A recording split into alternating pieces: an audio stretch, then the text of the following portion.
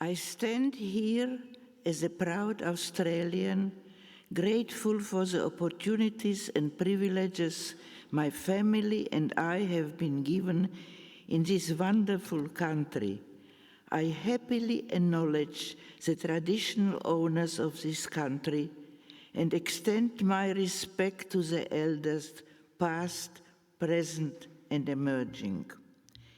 Nearly 90 years ago, to my very good fortune, I was born to two outstanding individuals, Armin Windholz and Ilush Polak. Mother and father were clever, progressive, forward-thinking people many decades ahead of their time. Educated and cultured, they were good people, unselfish, community and family-minded. They instilled strong values and principles in me, which I successfully passed on to my daughters and they to their children. My brother Peter and I were well loved and we knew it. Mother and father obviously enjoyed each other's company and were not afraid to show it. I was born and raised in Žilina, a town located close to both the Czech and Polish borders and only 2 hours from Auschwitz. Žilina's pre-war population was 20,000. 17% were Jewish. The Nazis murdered 84% of us. Žilina's population is now 85,000, less than 50 of whom are Jewish.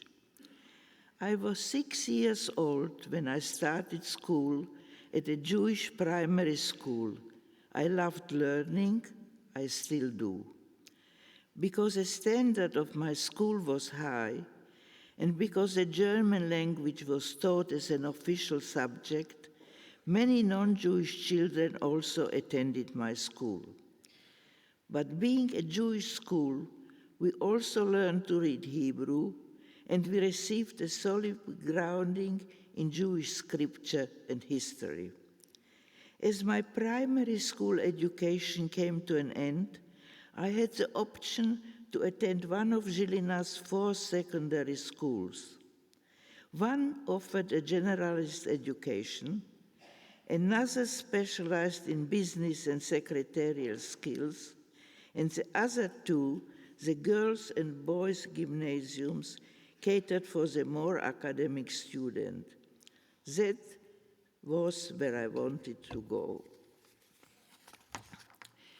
Anti-Semitism was already rife in Žilina. The gymnasium had a quota known as numerus clausus, which meant that only 1 Jew could be enrolled to every 15 Gentile students. I had to pass an entrance examination to be accepted at the gymnasium.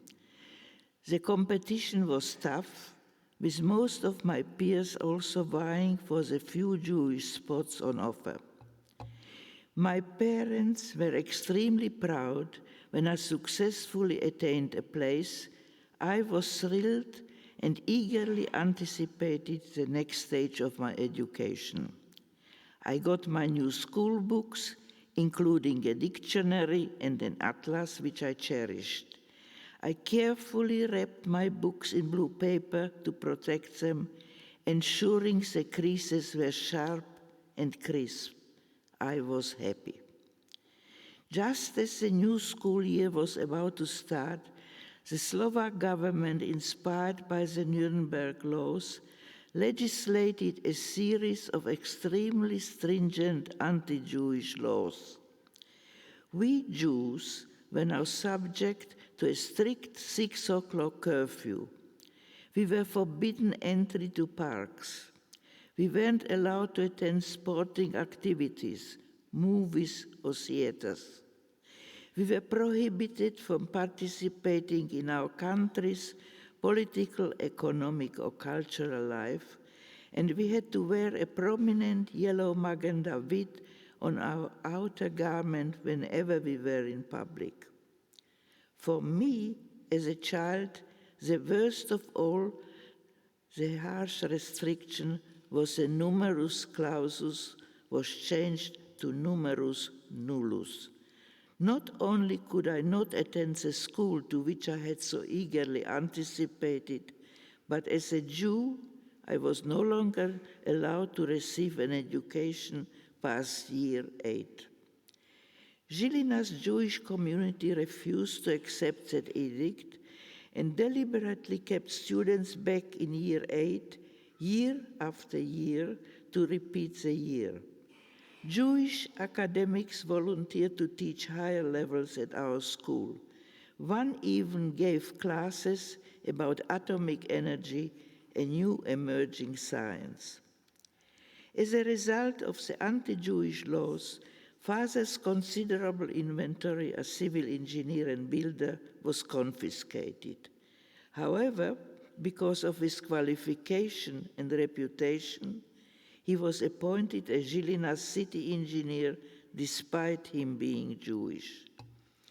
Notwithstanding Father's professional expertise and standing, his wage was reduced to 1,500 crowns, the maximum any Jew was allowed to earn.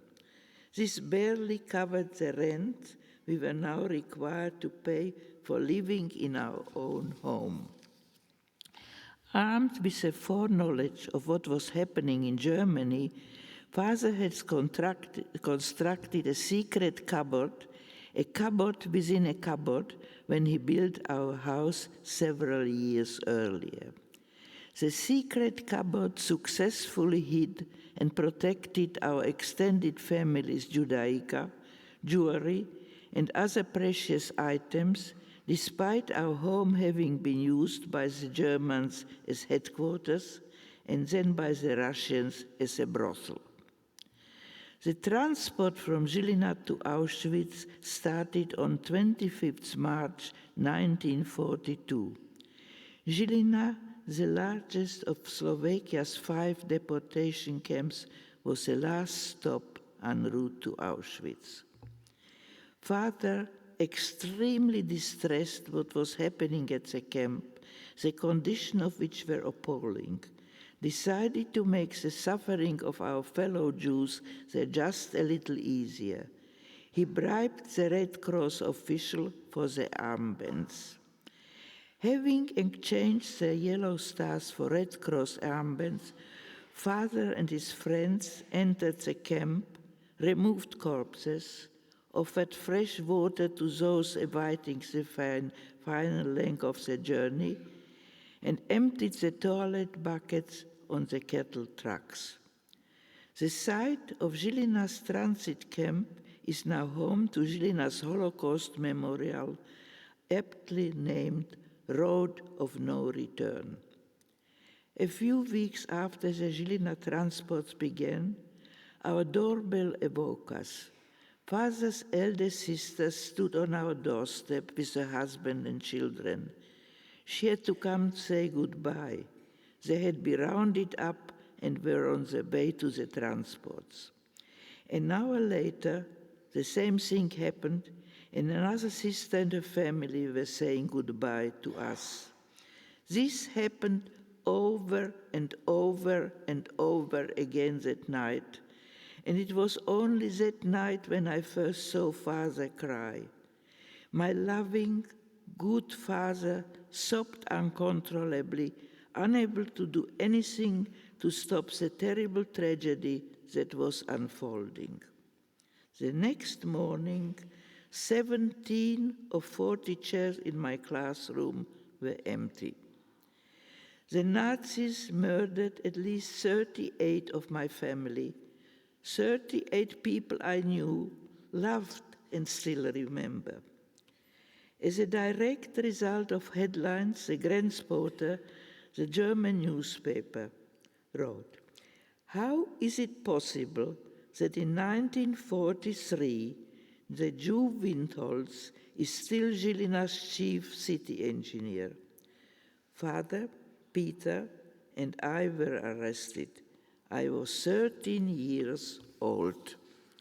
We were taken to the Novaki labor camp where thank goodness family groups were allowed to stay together, so I wasn't separated from Father or Peter.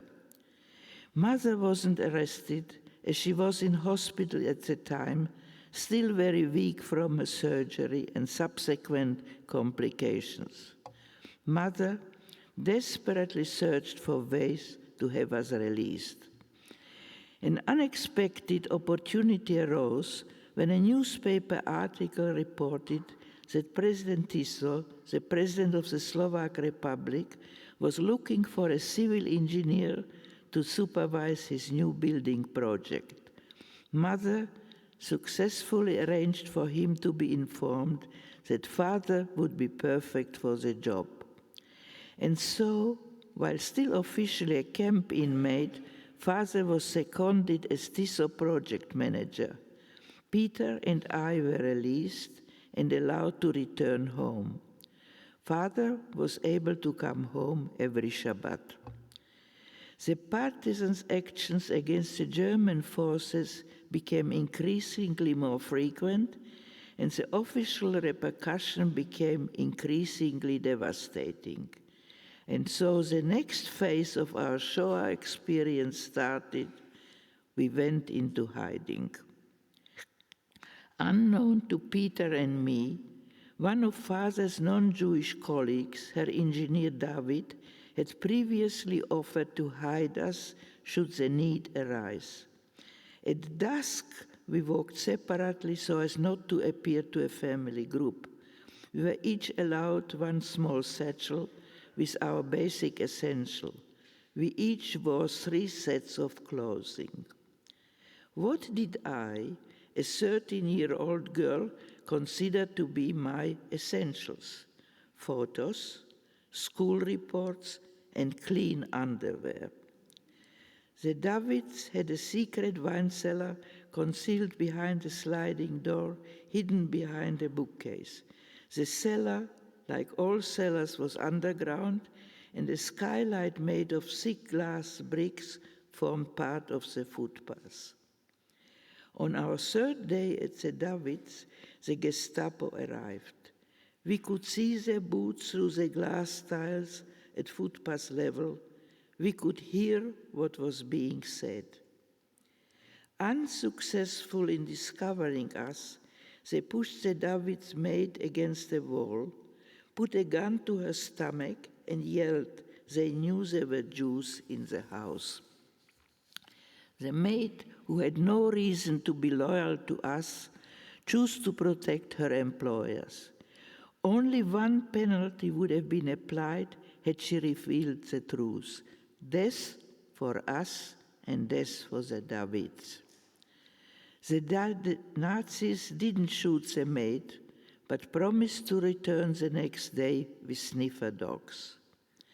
Plan B came into instant action.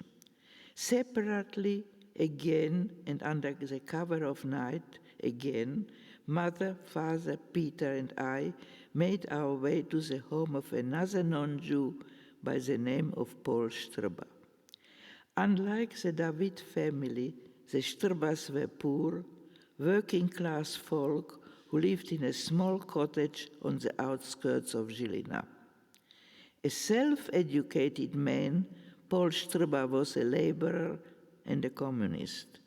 Mrs. Strba, an illiterate but devout Catholic, was understandably distressed about the danger to which her husband was subjecting their family. Despite her fears, being a good wife, she did as her husband expected. Her hostility, though, was always evident. The Strbas' straw-filled, mouse and flea-infested roof space became our home for the next 8 months. Only 50 centimeters at its highest point, we spent our time in the roof lying down or crawling if we really needed to move. Once in the roof, we were isolated from everyone and everything. We were left to deal with our situation and fear as best we could. A pulley hauled up our breakfast, some sandwiches and fresh water every morning. A clean bucket was also provided, the purpose of which I leave to your imagination. Our only light came through the space created by removing 2 small bricks from the wall.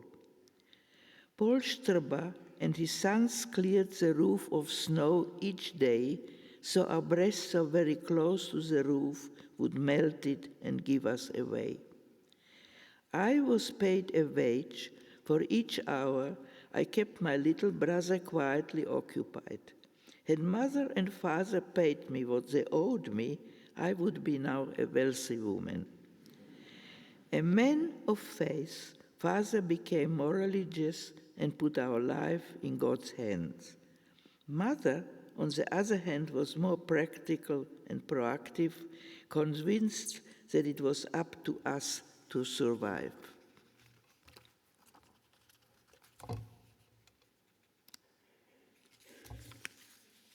While father spent his day sleeping or praying, mother planned and schemed. One terrible afternoon, while the Strubas were not at home, deep German voices boomed from beneath us. We thought we had been discovered.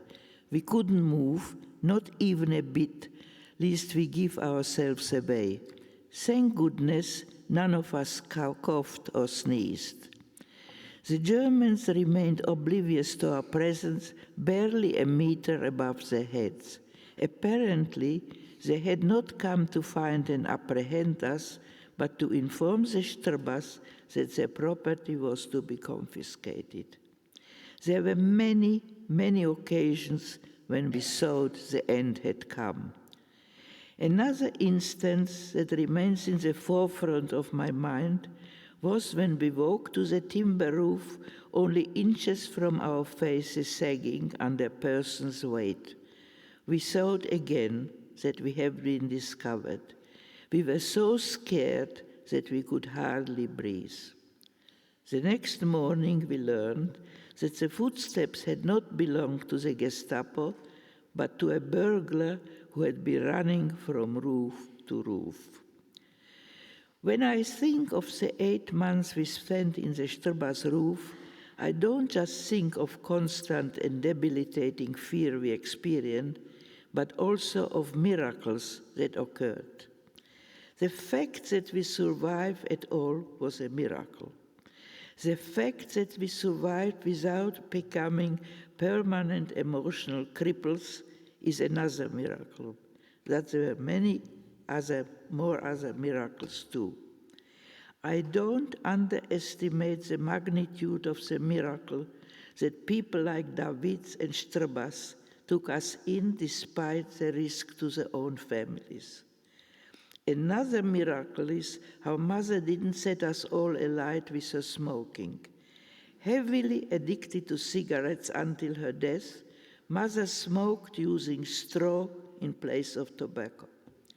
Father was frequently angry, wondering how she could possibly risk turning our roof space into our personal crematorium. After all, we were hiding there so that the Germans wouldn't incinerate us at Auschwitz. Towards the end of April 1945, there was a lot of shelling and bombing. One shell even pierced the roof where we were hiding. It was only days before we thought the war would end, and now looked like we would be killed by shrapnel in our hiding place. Paul Strba and one of his sons dug a grave-like bunker into the frozen ground, 2 meters deep and 1.5 meters wide. They carved 3 steps down into the bunker and a narrow bench along one wall on which we sat. It was terribly cold and dark in the frozen earth. With the cannon fire getting louder and more frequent, and with shrapnel falling about them, the Strubas retreated into their home before completing a roof for our bunker. We were left open to the elements. While it was bitterly cold, thank God it didn't rain or snow that night. Wearing every item of clothing we had and wrapped in our dunas, we were literally freezing to death. We sat in that narrow grave from 4 in the afternoon on 29th April 1945 until we were liberated 12 hours later. The war was clearly very close. The cannon fire continued to become more and more frequent, getting louder and louder. It was very, very scary. Suddenly there was total silence. The German forces had retreated. The Red Army was just miles away, but we didn't know that as we were still in our bunker. The Strba set up tables with tea, coffee, and food, ready to provide a warm, hospitable welcome to Russian soldiers. But we didn't know that either, as we were still in our bunker. At 4 in the morning of Monday, 30th April 1945, 74 years ago yesterday, Paul Strba, together with a soldier, came to tell us that we were free people. I have no words to express how I felt. We were completely stiff and almost literally frozen. Mother and father had to be helped out of the bunker. A soldier carried Peter out. Our sense of relief was extraordinary. I can't imagine how we must have looked to the soldiers. We were terribly bedraggled, disgustingly filthy, smelly, and feely infested. But who cared?